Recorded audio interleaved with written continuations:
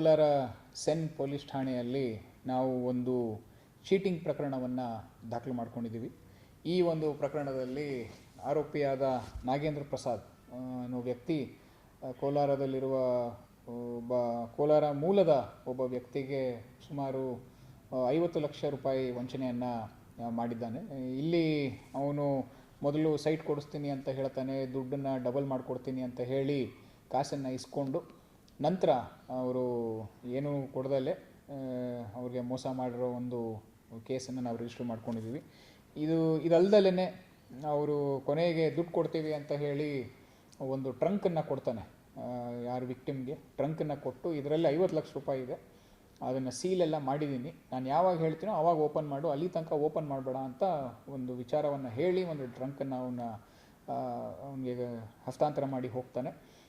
ನಂತರ ಈ ಟ್ರಂಕನ್ನು ತೆಗೆದು ನೋಡಿದಾಗ ಬರೀ ಪುಸ್ತಕಗಳು ಇರ್ತವೆ, ಬೇರೆ ಏನೂ ಇರೋದಿಲ್ಲ. ಇದೇ ರೀತಿ ಅವರು ಹಲವಾರು ಮಂದಿಗೆ ಕೋಟ್ಯಾಂತರ ರೂಪಾಯಿ ಫ್ರಾಡನ್ನು ಮಾಡಿದ್ದಾರೆ. ಅದೇ ನಿಟ್ಟಿನಲ್ಲೇ ನಮ್ಮ ತನಿಖೆಯನ್ನು ನಾವು ಮುಂದುವರಿಸ್ತಾ ಇದ್ದೀವಿ.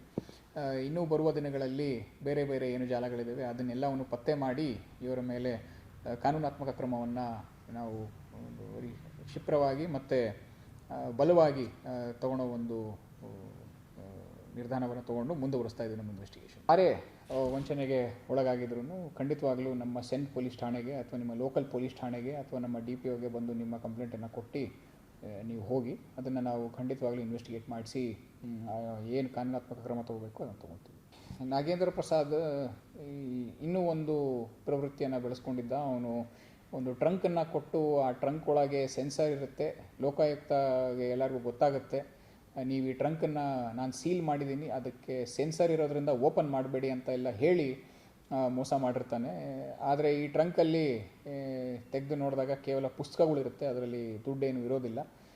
ಈ ರೀತಿ ವಂಚನೆಗಳನ್ನು ಅವನು ಮಾಡ್ಕೊಂಡು ಬಂದಿರ್ತಾನೆ.